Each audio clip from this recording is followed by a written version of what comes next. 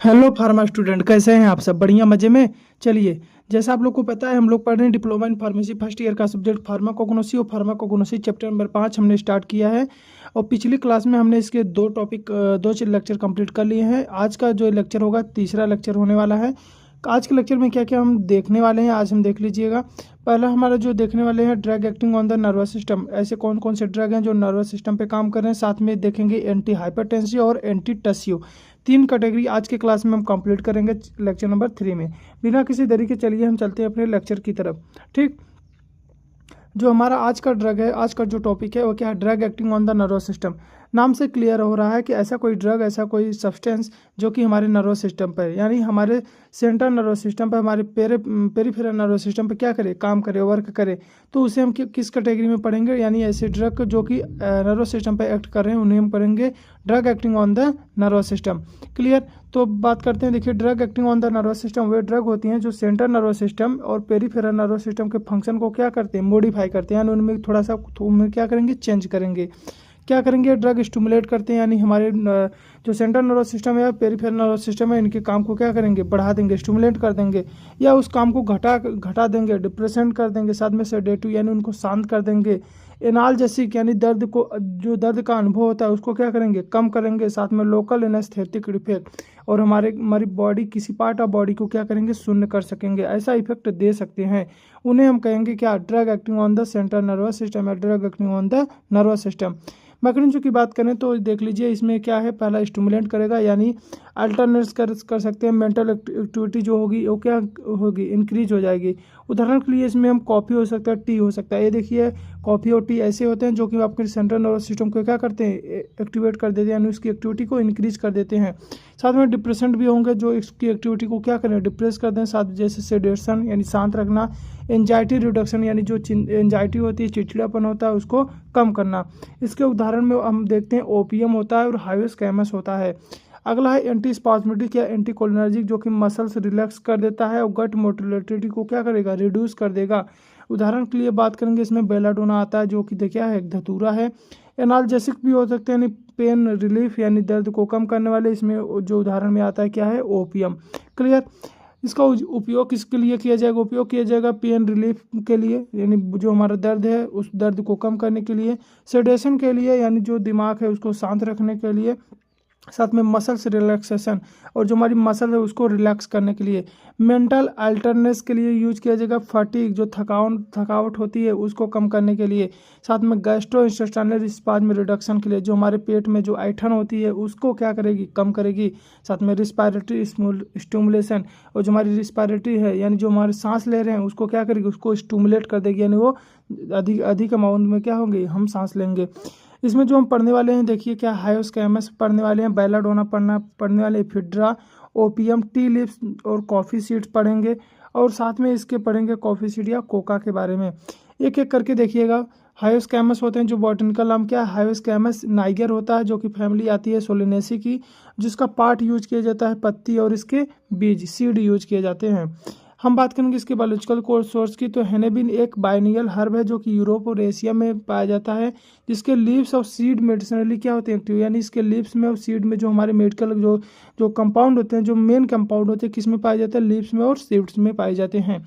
Traditional medicine है जो कि सेडेटिव देता है, यानी हमारे नर्वस सिस्टम को क्या करेगा? शांत करेगा। साथ में एंटी स्पाज्मेटिक, यानी जो हमारे पेट में जो दर्द होता है, जो ऐंठन होता है, उसको भी कम करेगा। साथ में एंटी कोलिनर्जिक यूज इफेक्ट भी ये शो करता है। हम केमिकल कॉन्स्टिट्यूंट की बात करें तो इसमें क्या होता है? हाइड्रोक्सामीन होता है, साथ में स्कोपोलामाइन होता है, एट्रोपिन पाया जाता है, और ट्रोपिन एल्कोलाइड, साथ में बेलाडोनिन पाया जाता है। थेरेपेटिक एफिकेसी की बात करें तो act as the anticholinergic sedative, reduce muscle spasm, gut motility, excess salivation को बढ़ा देगा। Use in the motion sickness में पार्किंसंस और जीआई गैस्ट्रोइंटेस्टाइनल कोलिक डिजीज में इस्तेमाल किया जाएगा। ओवरडोज से क्या हेलुसिनेशन हो सकता है, भ्रम हो सकता है। साथ में ड्राई माउथ, जो मुंह है क्या सूख सकता है। ब्लड विजन, और जो हमको दिखाई देगा क्या होगा? ब्लड, यानी क्लियर नहीं दिखाई देगा। ये जो थेरेपेटिक इफेक्ट है आपको इस कैटेगरी की जितनी मेडिसिन है सब में मिलता जुलता देखने को मिलेगा। आगे बात करेंगे बेलाडोना। बेलाडोना को जो बॉटन का नाम क्या है? ट्रोपा बेलाडोना होता है, जो फैमिली इसकी आती है सोलेनेसी की, जो इसका पार्ट यूज किया जाता है लीव्स, रूट और बेरिस यूज किए जाते हैं। और इसके बायोलॉजिकल सोर्स की बात करें तो यूरोप और वेस्टर्न एशिया में नेटिव और पेरेनियल हर्ब के रूप में पाया जाता है। इसके लीव्स में और रूट में जो मेडिकली जो एक्टिव पार्ट है वो पाए जाते हैं। साथ में जो उसके बैरी होते हैं वो क्या होते हैं, टॉक्सिक। बेलाटोना हम जानते हैं धतूरा होता है, क्लियर। उसको हिंदी में क्या बोलते हैं, धतूरा भी बोलते हैं। देखिए ट्रेडिशनली एंटीस्पाज्मेटिक, माइड्रियाटिक और सेडेटिव इफेक्ट देते हैं। ये सब क्या है ऑलरेडी आपको हम बता चुके हैं। केमिकल कॉन्स्टिट्यूएंट क्या होते हैं, एट्रोपिन एट्रोपिन पाया जाएगा, स्कोपोलामाइन पाया जाएगा, हाइस्कैमिन पाया जाएगा, बेलाडोनिन पाएगा, ट्रोपोनिन एल्कोलाइड पाया जाएगा, क्लियर। आगे हम बात करेंगे इसके थेरेपेटिक इफेक्ट के, तो act as anticholinergic, antispasmodic, sedative, mydriatic effect दे सकता है, यानी ऑप्थेल्मिक यूज में, आंखों की बीमारी में इसका उपयोग यूज किया जा सकेगा। GI स्पाज्म में, मोशन सिकनेस में इफेक्टिव होता है। ओवरडोज से ड्राई माउथ, मुंह सूख जाएगा। ट्रैकीकार्डिया, हमारी हार्ट बीट क्या होगी, बढ़ जाएगी। साथ में हेलुसिनेशन देखने को मिलेगा, यानी भ्रम होने को देखने को मिलेगा, यानी आपको भ्रम होगा, ठीक। अगला जो है इफेड्रा, इफेड्रा को माहगनंग के नाम से भी जाना जाता है, जिसका बॉटनिकल नाम क्या है, इफेड्रा सिनिका होता है, जो कि फैमिली इफेड्रिएसी पाई जाती है। जो इसका पार्ट यूज किया जाता है, स्टेम यूज किया जाता है। बात करेंगे इसके बायोलॉजिकल सोर्स की, तो इफेड्रा एक श्रब है जो कि चाइना, एशिया में क्या नेटिव यानी उनके में पाया जाने वाला एक प्लांट है, जो स्टेम मेडिसिनली एक्टिव और स्टिमुलेंट इफेक्ट देती है, और ट्रेडिशनल मेडिसिन रिस्पिरेटरी स्टिमुलेंट और CNS स्टिमुलेंट के इफेक्ट शो करते हैं, क्लियर। अब बात करेंगे इसके केमिकल में, तो केमिकल इसमें पाया जाता है इफेड्रीन, सीडो इफेड्रीन और नॉर इफेड्रीन और मिथाइल इफेड्रीन और एल्कोलाइड मिक्सचर इसमें पाए जाते हैं। थेरेपेटिक एफिकेसी की बात करें तो एक CNS respiratory stimulant, central nervous system को स्टिमुलेट करेगा, साथ में रिस्पिरेटरी सिस्टम को भी स्टिमुलेट करेगा। यूज किया जाएगा अस्थमा की बीमारी में, नेजल कंजक्शन, जब नाक आपकी जकड़ जाती है उसमें यूज किया जाएगा, साथ में हाइपोटेंशन में यूज किया जाएगा। माइल्ड सिंपैथोमिमेटिक्स की इफेक्ट को शो करता है, और ओवरडोज से हाइपरटेंशन हो सकता है, यानी ट्रैकीकार्डिया हो सकता है, हमारी हार्ट बीट क्या होगी, बढ़ सकती है। आगे हम बात करेंगे तो ओपियम, ओपियम को जो बॉटनिकल नाम क्या है, पॉपियर सोमनीफेरम, जिसका फैमिली होता है पेपरिएसी होता है। जो पार्ट यूज किया जाता है लैक्टेस, यानी अनराइप सीड कैप्सूल्स यूज किए जाते हैं इसके। बायोलॉजिकल सोर्स की बात करें तो opium lactase unripe seed capsule से ऑब्टेन्ड होता है, जो कि कल्टीवेटेड होता है इन इंडिया में, तुर्की में और अफगानिस्तान में। ट्रेडिशनली क्या है, एनाल्जेसिक है, सेडेटिव है और एंटीटेसिव। सेडेटिव का मतलब होता है हमारी क्या मन को, यानी जो मन को क्या करना, शांत करना, और एनाल्जेसिक का मतलब होता है दर्द को कम करना। एंटीटेसिव का मतलब होता है खांसी को कम करना, खांसी को कम करने के लिए इसका इस्तेमाल किया जाएगा। हम आगे बात करेंगे इसमें कौन कौन सा केमिकल मिलता है, तो केमिकल इसमें मॉर्फिन मिलेगा, कोडीन मिलेगा, थीबेम मिलेगा, पाइपरवीन मिलेगा और नॉस्कैपिन मिलेगा, क्लियर। थेरेपेटिक इफेक्ट की बात करें तो एक्ट CNS डिप्रेसेंट, हमारी जो सेंट्रल नर्वस सिस्टम उसको क्या करेगा, डिप्रेस कर देगा। एनाल्जेसिक, दर्द को कम कर देगा। पेन रिलीफ में, सेडेशन में, कफ सप्रेशन यानी जो खांसी है उसको सप्रेस करने का इसका इस्तेमाल किया जाएगा। GI ट्रैक्ट स्पाज्म रिलीफ में भी इसका इस्तेमाल किया जाता है। ओवरडोज से रिस्पिरेटरी डिप्रेशन हो सकता है, या एडिक्ट रिस्क यानी इसका आदत लग सकती है, क्लियर। तो ये सब हो सकता है। आगे हम बात करेंगे टी लिप्स, टी को हम सब जानते हैं चाय बोलते हैं, और इसका जो बॉटनिकल नाम है क्या है, कैमेलिया सिनेमनिस होता है, जबकि फैमिली है क्या, थिएसी। जो इसका पार्ट यूज होता है क्या होता है, पत्ती यूज होती है इसकी। बायोलॉजिकल सोर्स की बात करें तो टी प्लांट क्या है, एवरग्रीन श्रब है, जो कि इंडिया, चाइना, श्रीलंका में कल्टिवेटेड होता है। लीव्स जो होते हैं मेडिसिनली एक्टिव और माइल्ड CNS स्टिमुलेंट, थोड़े से हमारे सेंट्रल नर्वस सिस्टम को क्या करते हैं, स्टिमुलेट कर देते हैं, बढ़ा देते हैं। इसी कारण देखे होंगे जब चाय पीते हैं तो हमको नींद नहीं लगती है। बात करेंगे ट्रेडिशनली में अल्टरनेस, फटीग, थकावट में के रिडक्शन के लिए इसको इस्तेमाल किया जा सकता है। केमिकल कॉन्स्टिट्यूंट की बात करें तो इसमें मिलता है कैफीन, मिलता है थियोफाइलिन, मिलता है थियोब्रोमीन एंड मिलता है पॉलीफिनॉल, साथ में फ्लेविनाइड्स इसमें पाए जाते हैं। हम बात करेंगे इसके थेरेपेटिक इफेक्ट की, तो माइल्ड CNS स्टिमुलेंट थी, CNS स्टिमुलेंट को क्या करता है, बढ़ा देता है। अल्टरनेस बढ़ाता है।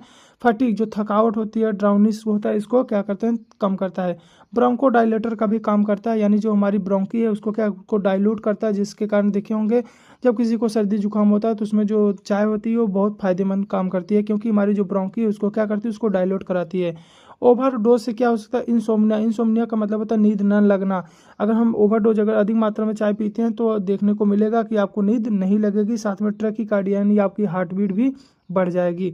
अगला हम बात करेंगे कॉफ़ी सीड की। कॉफ़ी सीड को जो बॉटनिकल नाम है इसका क्या है, कॉफ़ी अराबिका या कॉफ़ी रोबस्टा बोला जाता है, जिसकी फैमिली है क्या, रूबिएसी।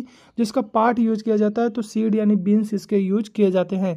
बायोलॉजिकल सोर्स की बात करें तो ट्रॉपिकल एवरग्रीन श्रब है, जो कि इंडिया, अफ्रीका, साउथ अमेरिका में कल्टिवेटेड होता है। सीड में इसमें जो इसके मेडिकली जो एक्टिव कंपाउंड होते हैं किसमें पाए जाते हैं, सीड में, और इसमें कैफीन बहुत अधिक मात्रा में पाया जाता है। ट्रेडिशनल स्टिमुलेंट है, अल्टरनेटिव फटीग यानी थकावट में क्या करता है, आराम देता है, थकावट को कम करता है, रिड्यूस करता है। हम बात करेंगे इसके केमिकल कॉन्स्टिट्यूएंट की, इसमें कौन कौन सा केमिकल पाया जाता है, तो इसमें पाया जाता है कैफीन, साथ में पाया जाता है थियोब्रोमिन, साथ में पाया जाता है क्लोरोजेनिक एसिड, और साथ में पाया जाता है ट्रिगोनेलिन और पॉलीफिनॉल्स पाए जाते हैं। हम बात करेंगे इसके थेरेपेटिक इफेक्ट की, तो act as CNS stimulant, central nervous system को स्टिमुलेट कर देता है। इंक्रीज अल्ट्रासेंस मेंटल एक्टिविटी, जो हमारी मानसिक जो एक्टिविटी है उसको इंक्रीज कर देगा और रिड्यूस कर देगा ड्राउनीस को। साथ में माइल्ड डायूरेटिक्स, और क्या करेगा, डायूरेटिक्स यानी यूरिन को प्रमोट कर देगा, जिसके कारण कॉफ़ी पीने से बार बार आपको पेशाब होगी। ओवरडोज से इंसोम्निया, नींद नहीं लगेगा, साथ में ट्रैकीकार्डिया, आपकी हार्ट बीट बढ़ सकेगी। और हम बात करेंगे इसके अगला जो ड्रग है वो क्या है, कोका। कोका को इरिथ्रोजाइलम कोका के नाम से जाना जाता है, और इसका जो फैमिली क्या इरिथ्रोजाइलिएसी है, जिसका यूज किया जाता है पार्ट वो है लीव्स। क्लियर। हम बात करेंगे इसके बायोलॉजिकल सोर्स की, तो जो ट्रॉपिकल श्रब साउथ अमेरिका में नेटिव प्लांट के रूप में पाया जाता है, जिसके पत्ती मेडिकली एक्टिव होते हैं, इसी में जो मेन केमिकल वो पाया जाता है, और स्टिमुलेंट करता है, लोकल एनेस्थेटिक प्रॉपर्टी रखता है। और जो हमारे लोकल एनेस्थेटिक मतलब हमारी किसी पार्ट ऑफ एरिया को क्या करता है, शून्य करने का काम करता है। ट्रेडिशनल में फैटिक रिडक्शन, जो थकावट होती है उसको कम करेगा, साथ में हंगर सप्रेशन, जो भूख होती है उसको कम कर देगा, साथ में लोकल एनेस्थेसिया, हमारी जो पार्ट ऑफ बॉडी को शून्य करने के लिए भी इस्तेमाल किया जाएगा। हम बात करेंगे इसके केमिकल कांस्टेंट के, तो इसमें पाया जाता है कोकेन, साथ में पाया जाता है किनामॉक्सिल कोकेन, और साथ में इगोनिन और ट्रोपिनाइड एल्कोलाइड, साथ में मेथाइल कोगनिन। क्लियर। इसके थेरेपेटिक इफिकेसी की बात करें तो एक्ट सीएनएस स्टिमुलेंट के रूप में इसका इस्तेमाल किया जाता है, साथ में लोकल एनेस्थेटिक के रूप में इस्तेमाल होता है। जो अल्टरनेस है यानी जो ब्रीदिंग है उसको बढ़ा सकता है, और हमारे फैटिक जो थकावट है उसको कम करेगा। लोकल एनेस्थेटिक इफेक्ट देगा, मतलब हमारे किसी पार्ट ऑफ एरिया को जिसमें म्यूकस मेम्ब्रेन वहाँ पे क्या करेगा, वहाँ पे शून्य कर सकेंगे। एब्यूज यानी ओवर यूज करने से एडिक्शन, इसकी आदत लग जाएगी। साथ में CNS toxicity, central nervous system के लिए क्या होगा, जहरीला साबित हो सकता है। हम बात करेंगे इसके अगले कैटेगरी, जो हमारा अगला कैटेगरी ड्रग है वो क्या है, एंटी हाइपरटेंसिव। नाम से क्लियर हो रहा है, हाइपरटेंसिव का मतलब होता है बीपी बढ़ जाना, और बीपी के खिलाफ काम करेगा, तो इसलिए इसका नाम क्या रखा गया है, anti hypertensive drug. Anti hypertensive drug वे ड्रग होते हैं जो कि ब्लड प्रेशर यानी जो हमारी बीपी है उसको क्या करता है, रिड्यूस करता है, रेगुलेट करने में मदद करते हैं। ये ड्रग हार्ट में, ब्लड वेसल्स में और किडनी फंक्शन को मॉडिफाई करता है। किसको, हमारे हार्ट को, हमारे ब्लड वेसल्स को, हमारी किडनी को मॉडिफाई करके ब्लड प्रेशर को कंट्रोल करते हैं। ब्लड वेसल को कैसे मॉडिफाई करेंगे, ब्लड वेसल को चौड़ा करा देंगे, यानी उसको फैला देंगे, उसको डाइल्यूट करा देंगे। हार्ट के लिए कैसे काम करेगा, जो हमारे सीएसए नोड है उसको एक्टिविटी को क्या करेंगे, कम कर देंगे। साथ में किडनी के लिए क्या होता है, रेनिन एंजियोटेंसिन फंक्शन के माध्यम से करते हैं। अगला हम बात करेंगे मैकेनिज्म की, तो पेरिफेरल वासोडाइलेटर यानी ब्लड वेसल को वाइड करना, cardiac output reduction, heart rate और कंट्रैक्टिलिटी को क्या करना, कम करना, यानी इससे नोड पे काम करेगा। तो हम बात करेंगे इसमें अगला क्या था, रेनिन एंजियोटेंसिन सिस्टम में मॉड्यूलेशन यानी फ्लूइड बैलेंस को रेगुलेट करना, जिससे हमारी जो क्या किडनी पे कम होगी, जिससे हमारी जो हार्ट बीट है वो क्या होगी, कम हो जाएगी, कंट्रोल हो जाएगी। यूज किया जाएगा हाइपरटेंसिव के लिए, हाइपरटेंसिव में इसका इस्तेमाल किया जाएगा, यानी जब ब्लड प्रेशर अधिक होता है यूज किया जाएगा। Mild to severe cardiovascular disease, cardio heart की बीमारी में इसका इस्तेमाल किया जाएगा। प्रिवेंशन फ्रॉम स्ट्रोक से, हार्ट अटैक से और किडनी डैमेज से इसका इस्तेमाल में, यानी इसको रोकने के लिए इनका इस्तेमाल किया जाएगा। किसका, एंटी हाइपरटेंसिव ड्रग का। जो इसमें ड्रग हम पढ़ने वाले हैं, एक ड्रग है क्या है, राउवोल्फिया के बारे में हम पढ़ेंगे, जिसका बॉटनिकल नाम क्या है, राउवोल्फिया सर्पेंटिना होता है, जो कि फैमिली आती है एपोसाइनेसी की, और पार्ट यूज किया जाता है इसका, क्या यूज किया जाता है, रूट। क्लियर। आगे हम बात करेंगे इसके बायोलॉजिकल सोर्स की, तो राउवोल्फिया एक पेरेनियल मेडिसिनल हर्ब है, जो कि मेनली इंडिया, श्रीलंका और साउथ ईस्ट एशिया में पाया जाता है। रूट में जो मेडिसिनली एक्टिव कंपाउंड है क्या इसमें पाए जाते हैं, रूट में, और कई सदियों से ब्लड प्रेशर रिडक्शन के लिए और कार्मिक मन को शांत रखने के लिए इसका इस्तेमाल किया जाता है। बात करेंगे रूट को केयरफुली कलेक्टेड, ड्राइड और प्रोसेस करते हैं। रूट को ध्यानपूर्वक कलेक्ट करेंगे, उसको सुखाएंगे, उस प्रोसेस करेंगे, तब जाके इसका इस्तेमाल करते हैं। और ट्रेडिशनल मेडिसिन में हाइपरटेंसिव, मेंटल डिसऑर्डर, इंसोम्निया के इलाज में किया जाता है। इंसोम्निया मतलब नींद न लगना, तो उसके लिए भी हम एंटी हाइपरटेंसिव का इस्तेमाल करेंगे। मेंटल डिसऑर्डर, मानसिक रूप से कोई बीमारी हो उसके लिए, साथ में हाइपरटेंशन के लिए भी इसका इस्तेमाल करेंगे। यानी जब ब्लड प्रेशर क्या हो, बढ़ा हुआ हो। केमिकल कांस्टेंट की बात करें तो इसमें कौन कौन सा केमिकल पाया जाता है, इसमें पाया जाता है रेसरपाइन, इमेजेलिन एंड सर्पेंटाइन, साथ में पाया जाता है एजेमेलिसिन एंड पाया जाता है योहिम्बिन। क्लियर। जो रेसरपाइन है इसका क्या है, मुख्य केमिकल, यानी जो एंटी हाइपरटेंसिव में जो मेन केमिकल पाया जाता है क्या है, रेजरपाइन। थेरेपेटिक एफिकेसी की बात करें तो ब्लड प्रेशर को रिड्यूस करेगा, यानी जो बीपी है उसको क्या करेगा, कम करेगा।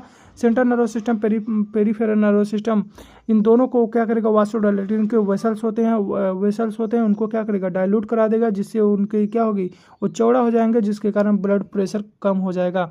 सीएनएस सेडेशन, ये जो सेंट्रल नर्वस सिस्टम उसको क्या करेगा, उसको रिड्यूस कर देगा, उसको कम कर देगा। साथ में देखिए एंजाइटी है, एजिटेशन को भी कम करता है।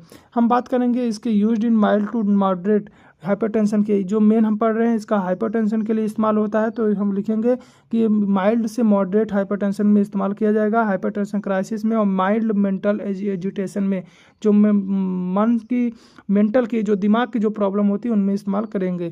क्रोनिक यूज से, अधिक यूज से क्या होगा, डुप्लीकेशन ऑफ कैटाकोलामाइंस हो जाएंगे, और केयरफुल मॉनिटरिंग बहुत जरूरी होता है। Available as root powder, tablet and standardize extract के रूप में मिलता है। अगला जो हमारा ड्रग है हम देखेंगे एंटीटैसिव। एंटीटैसिव को हम क्या, खांसी के लिए, यानी हम टैसिव को क्या बोलते हैं, खांसी, तो एंटी लग गया क्या, विरोध, यानी जो खांसी को कम करे, खांसी को खत्म करे, ऐसे सब्सटेंस को, ऐसे मटेरियल को हम क्या पढ़ेंगे, एंटीटैसिव ड्रग। तो एंटीटैसिव ड्रग वे ड्रग होते हैं जो खांसी को सप्रेस करते हैं, रिड्यूस करते हैं, कम करते हैं।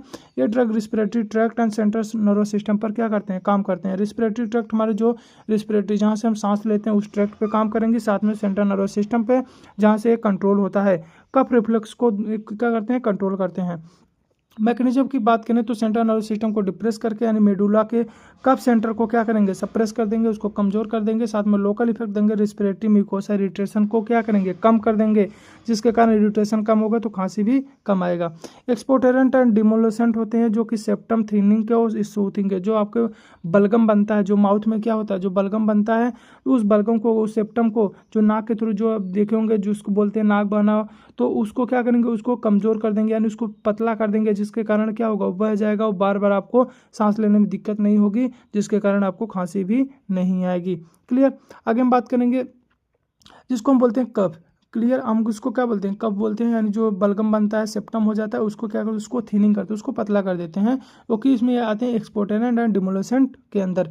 क्लियर। अगला बात करेंगे यूज। इसका यूज किया जाएगा ड्राई कफ में, यानी और उसका में irritative cough due to cold के कारण, अस्थमा के कारण, ब्रोंकाइटिस, यानी आपके ब्रोंकी में क्या हो गया, इन्फ्लामेशन हो गया, उसके कारण जो भी कफ, जो भी खांसी आता है उसको भी ये क्या करेंगे, कम करेंगे, उसके लिए इनका इस्तेमाल किया जाएगा। बात करेंगे रिस्पिरेटरी ट्रैक्ट इन्फ्लामेशन में सिम्पेथेटिक रिलीफ के लिए इसका इस्तेमाल किया जाता है। क्लियर। इसमें जो ड्रग है, दो ड्रग पढ़ने वाले हैं, एक हमारा ड्रग होगा वसाखा, दूसरा क्या होगा, टोलुबाल्सम। हम पहले देखेंगे वसाखा के बारे में। पहले क्या देखेंगे, वसाखा के बारे में, तो बिना किसी देरी के चलिए। वसाखा क्या बॉटनिकल नाम क्या, एथेटोडा वसाखा होता है, जो कि फैमिली है एकांथियासी, जिसका पार्ट यूज किया जाता है, लिप्स यूज किया जाते हैं, साथ में एरियल पार्ट भी इसके यूज किए जाते हैं। बायोलॉजिकल सोर्स की बात करें तो वसाखा पेरेनियल श्रब है, जो कि इंडिया में नेटिव रूप से पाया जाता है। इसके लिप्स में और एरियल पार्ट में जो मेडिकली जो एक्टिव कंपाउंड है वो पाए जाते हैं। ट्रेडिशनली बोलें तो कफ के लिए, अस्थमा व ब्रोंकाइटिस में इसका इस्तेमाल होता है। लिप्स से एल्कोलाइड एसेंशियल ऑयल ऑब्टेन्ड होते हैं।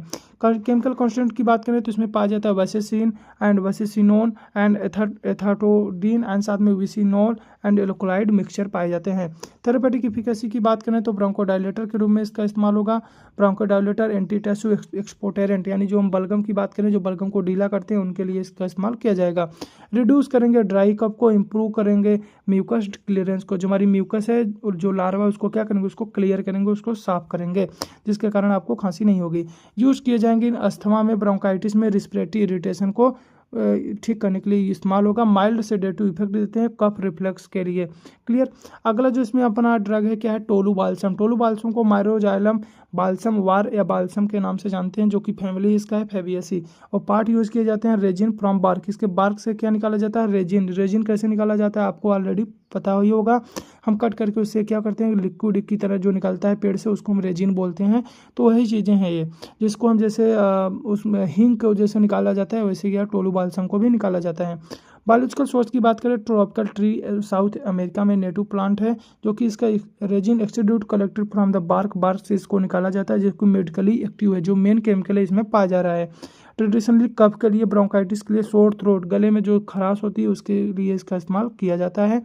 केमिकल कॉन्स्टेंट की बात करें तो इसमें बाल्सम एसिड, सिनामिनिक एसिड डेरिवेटिव, साथ में बेंजोइक एसिड और साथ में टॉल्यूइन बेस्ड रेजिन और वोलाटाइल्स ऑयल्स पाए जाते हैं।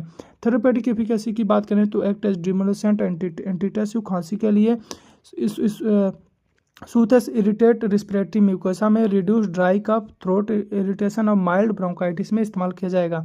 Often use syrup and lozenges, जो आपकी जो चूसने वाली जो टैबलेट आती हैं जैसे बेक्स हो गया, इनमें इनको मिला होता है, जिसके कारण क्या होते हैं, खांसी में क्या होते हैं, रिलीफ देते हैं।